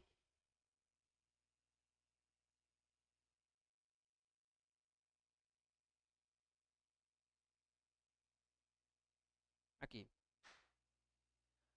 Compete privativamente ao presidente da República. E aqui já vem outra informação que é igual ao decreto regulamentar. Tanto esse como esse, só quem pode fazer é o chefe do Poder Executivo. Tanto o decreto regulamentar para explicar a lei, como o decreto autônomo, nessas hipóteses, só quem pode fazer é o chefe do Executivo. Como a Constituição é federal, ela vai falar do presidente da República. Mas por uma questão de simetria, governador também pode, prefeito também pode. Compete privativamente ao presidente da República. Aí você vai lá no inciso 6. Tem assim, dispor mediante decreto, não fala decreto autônomo. Quem criou esse nome decreto autônomo foi a doutrina. Por que a doutrina chamou de autônomo? Porque não depende de... O fundamento é direto na Constituição. Dispor mediante decreto sobre as linhas A e B. Só pode falar sobre isso, decreto autônomo. Organização e funcionamento da administração. Podem anotar, mas tem na Constituição. Mas anotem que fixa melhor, né? E funcionamento da administração federal. Pode só administração, porque pode ser federal, estadual ou municipal, né?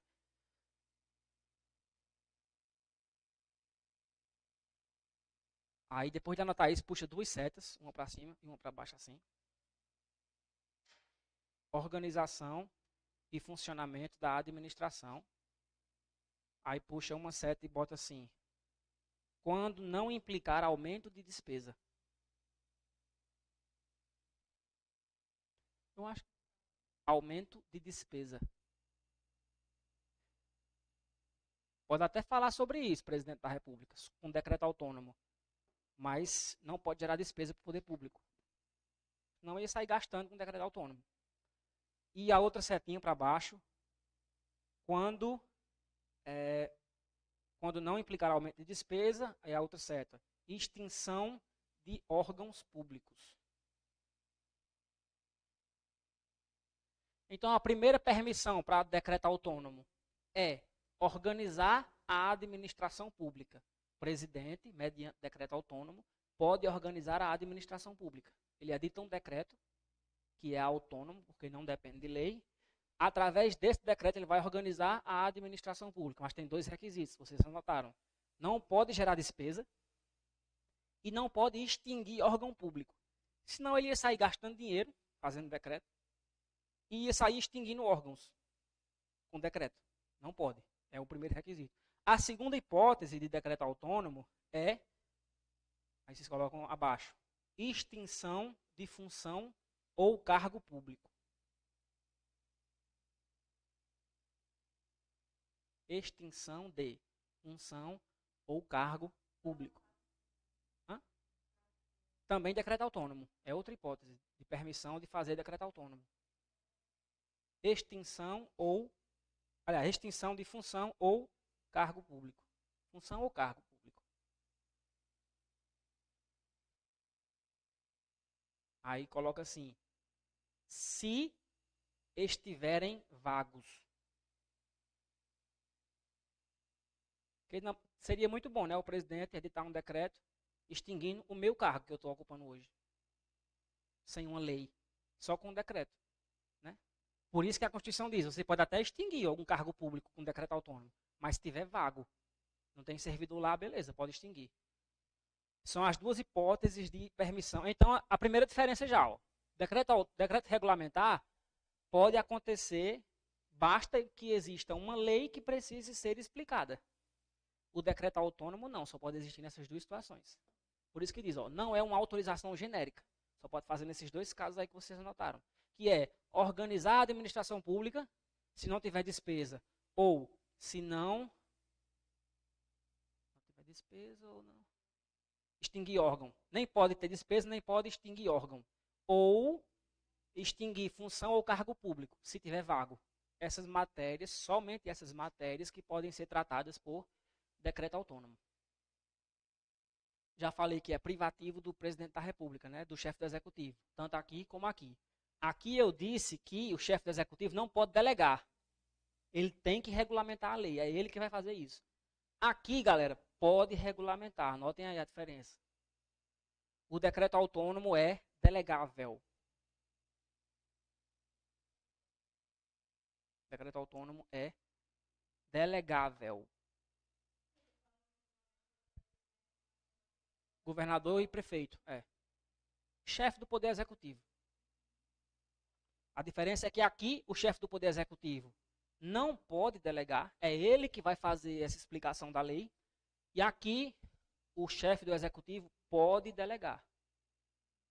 Em constitucional, vocês vão ver para quem ele pode delegar. Que só...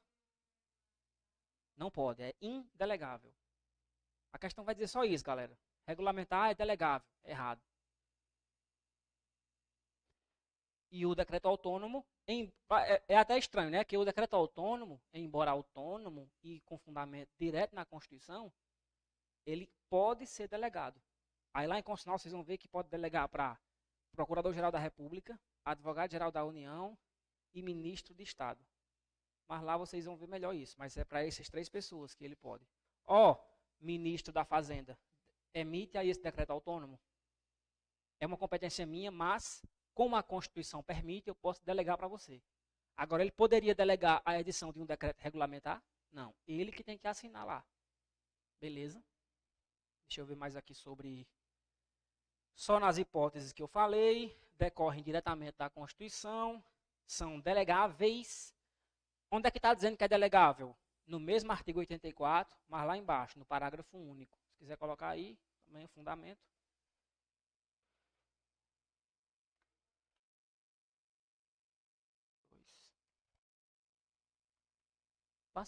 Vamos ler. Não, volta aí para ver. Aqui está dizendo que só pode ser nessas hipóteses, né? Não é uma autorização genérica. Decorrem diretamente da Constituição. Essas hipóteses são restritas de decretos como atos normativos, sim. O que é um ato normativo primário? É aquele que pode criar uma situação nova, por isso que é primário. Quem é que pode criar situação nova? Geralmente, quem faz isso? A lei. Por isso que a gente diz que a lei é um ato normativo primário. Aí vem o ato normativo secundário, que é o famoso decreto regulamentar. Por que é secundário? Porque ele está abaixo da lei. Eu disse que ele é infralegal. Ele é um ato normativo secundário, porque ele depende da lei. Como aqui não depende da lei, é autônomo, entende-se que aqui é um ato normativo primário, porque ele pode criar uma situação nova, desde que naquelas hipóteses autorizadas pela Constituição.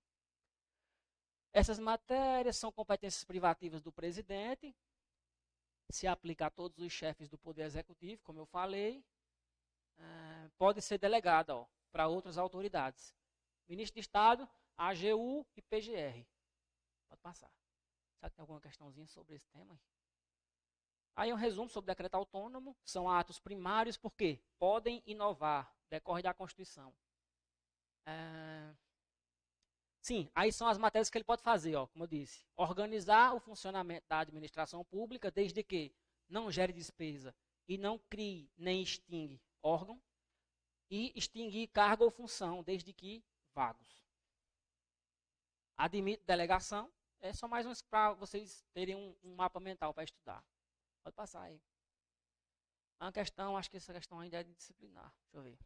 Entre os poderes administrativos, pode-se citar o poder regulamentar. Tá vendo que só falou regulamentar na questão? Ou seja, nem se preocupa com a diferença. Que apresenta como sua principal expressão, qual é a principal expressão do poder regulamentar? A edição de decretos no exercício de competência privativa do chefe do executivo, também falei, tanto aqui como aqui, só o chefe do executivo faz. Então a questão está certa.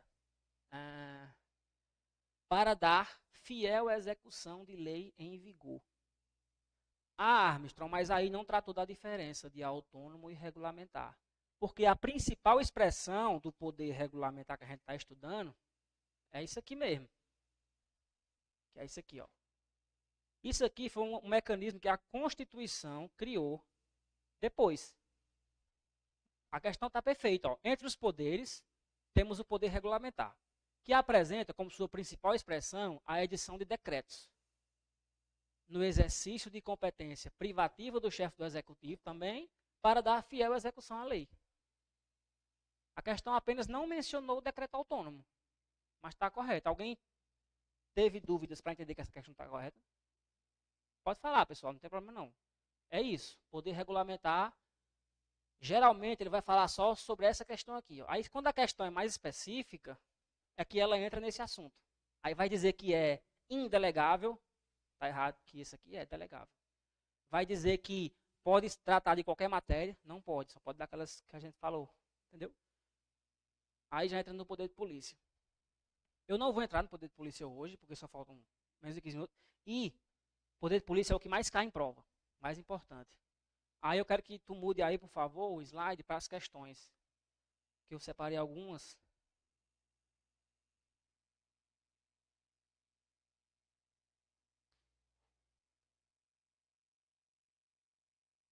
Eu vou dar meu WhatsApp. Ele já tem meu WhatsApp, mas eu vou autorizar ele a divulgar para vocês. Está estudando o assunto de administrativo? Estou estudando isso aqui, não entendi. Está dizendo aqui, pode falar comigo. Manda um áudio, manda uma foto. Ó, esse trecho aqui eu não estou entendendo. Assim que... Geralmente eu respondo rápido. Não tem problema. O nome do slide é aula 2, questões, eu acho.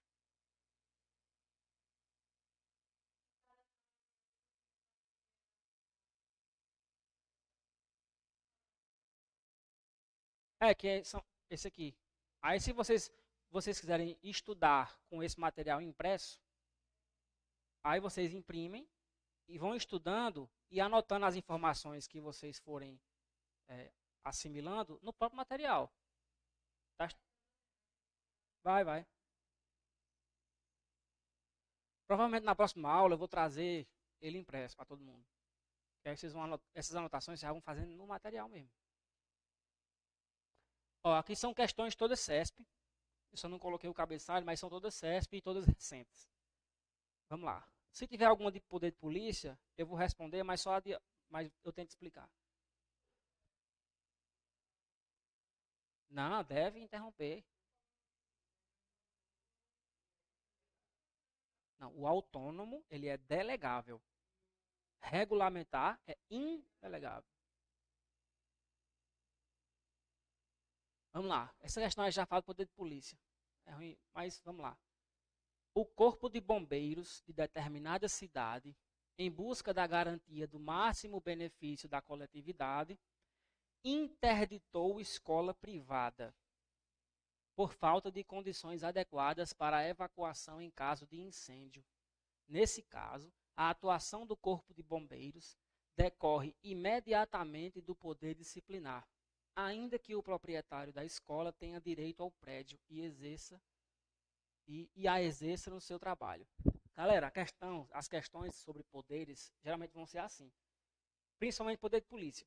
A questão está errada, fala isso aqui é poder de polícia. Na aula de poder de polícia, vocês vão matar tranquilo essa questão. Mas aqui ela está dizendo que é poder disciplinar. E eu falei para vocês que o poder disciplinar é a questão de punir tanto o servidor público como o particular com vínculo. Aqui, o Corpo de Bombeiros verificou lá que é uma escola, uma escola privada não tem as condições necessárias para funcionar de forma segura, porque não tem saída para incêndio, né? Não tem saída, não tem nada a ver com punir servidor público, nem punir particular com vínculo especial. Nem escola pública é. O dono dessa escola privada, ele não tem vínculo especial nenhum com a administração pública. Ele nem é servidor, nem tem contrato administrativo com o poder público, nem é preso, nem é detento, e nem é uma criança, nem é um aluno de escola pública. Logo, se não é servidor público e não é um particular com vínculo, não é poder disciplinar. Essa questão é um exemplo típico do poder de polícia. O poder de polícia a gente vai ver que é basicamente o seguinte: é a administração limitando direitos nossos.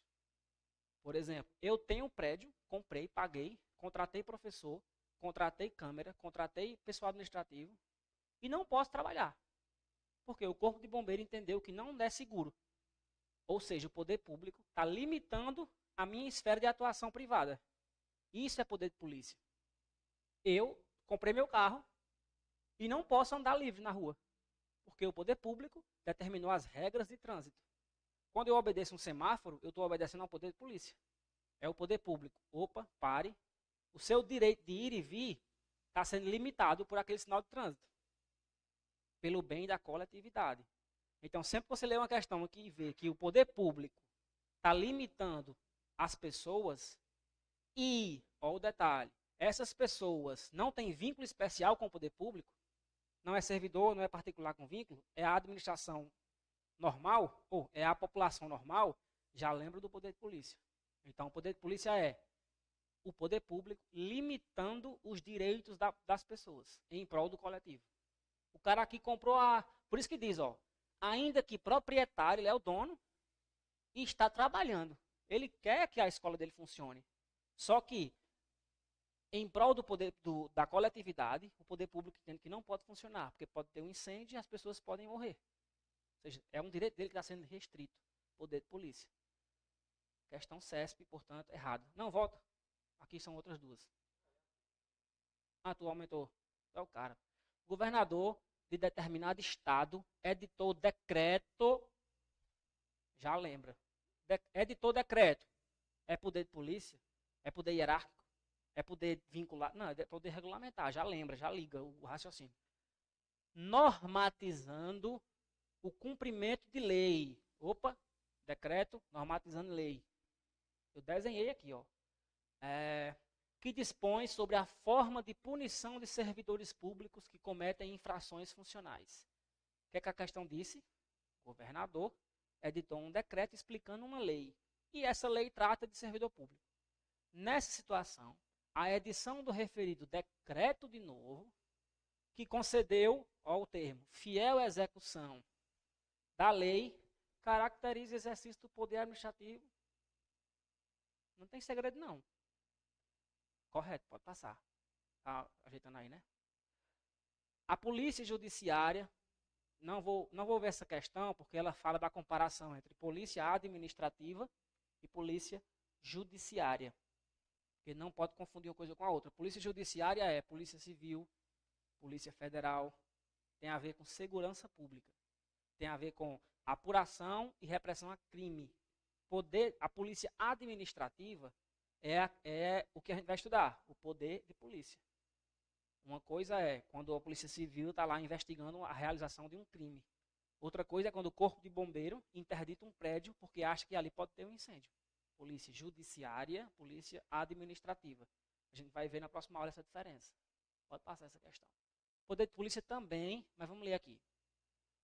O poder de polícia consiste na atividade da administração pública de limitar ou condicionar, por meio de ato normativo ou concreto, nós vamos explicar na aula que vem, a liberdade e a propriedade dos indivíduos. Embora a gente não tenha visto, eu acabei de falar, o poder de polícia vai restringir a nossa liberdade, vai restringir os nossos direitos. É isso que está dizendo, ó. Limitar ou condicionar, restringir a liberdade e a propriedade dos indivíduos conforme para atender o interesse público. Questão correta, que traz uma definição bem legal sobre o poder de polícia. Pode passar. Poder disciplinar. Decorrente da hierarquia, já vou parar, eu disse que não tem como eu ser punido por um inferior meu. Eu vou ser punido por quem está acima de mim. Eu vou ser punido, poder disciplinar, por quem está acima de mim, poder hierárquico. Logo, a relação entre poder disciplinar e poder hierárquico existe. O poder disciplinar, que decorre da hierarquia, afinal de contas, não tem como eu ser punido por quem está abaixo de mim, tem sua discricionariedade limitada, tendo em vista que a administração pública se vincula ao dever de punir. Eu disse que só se a questão falar do STJ é que a gente entende que no poder disciplinar não tem discricionariedade. O normal é ter tanto a atuação vinculada como a atuação discricionária. O que é que a questão está dizendo? Que essa discricionariedade do poder disciplinar, ela é limitada. Eu também disse lá no começo da aula que toda vez que a questão disser que a discricionariedade não tem limite, está errado. Porque tem limite. Qual é o limite? A lei. Então vamos ler de novo a questão. Poder disciplinar, que decorre da hierarquia, tem sua discricionariedade limitada, tendo em vista que a administração pública se vincula ao dever de punir. A administração pode escolher punir ou não aquele servidor? Não pode. Ela tem o dever de punir. Então, ela está vinculada ao dever de punir. Se ela está vinculada ao dever de punir, significa dizer que a discricionariedade que ela tem está limitada. Ela não é livre. É isso que a questão diz. Poder disciplinar, atuação vinculada, dever de punir, tem que punir. Discricionariedade, eu posso escolher a punição de 1 a 90 dias. É discricionariedade. Porém, essa discricionariedade está limitada. De 1 a 90, não pode ser 91. E também é de 1 a 90. E eu tenho que punir. Dever de punir. Questão correta. Em regra, o poder regulamentar, só mais essa, é dotado de originariedade. Parei. O que é uma coisa original? Uma coisa nova, que até então não tinha. O poder regulamentar, ele pode inovar. Então, ele não é dotado de originariedade. Uma coisa original é uma coisa que foi inventada agora, é nova. E o poder regulamentar, a gente viu que ele não pode inovar. Ele tem que estar nos limites da lei. Vamos continuar. E, por conseguinte, até explica, ó. Pois é, quando o cabo começa a pensar assim, é que está entendendo. Começa a criticar a questão de tão fácil que é. Que depois que você entende, o poder regulamentar é dotado de originariedade. Você já tem que saber que está errado. Pelo conceito de originariedade. Mas a questão foi boa. Ela explicou o que é isso. Ó. E, por conseguinte, cria situações jurídicas novas. Não pode criar situação. Tem que se limitar à lei. Não se restringindo apenas a explicitar ou complementar o sentido das leis já existentes. É justamente isso. Tem que se restringir a explicitar ou complementar o conteúdo da lei. Beleza, galera? Próxima aula a gente vai começar com o poder que mais cai na prova, que é o poder de polícia. Quando forem estudar poderes, cheguei em poder de polícia, vou esperar a Armstrong dar aula. Não, já começa a ler alguma coisinha ali para ir pegando, para chegar na aula já com uma noção boa. Eu vou autorizar que ele passe meu número no grupo, vocês têm um grupo, né? Aí qualquer dúvida quando estiver estudando, e qualquer assunto de direito administrativo, pode mandar uma mensagem que viu? Galera aí do YouTube, foi um prazer estar com vocês, até a próxima.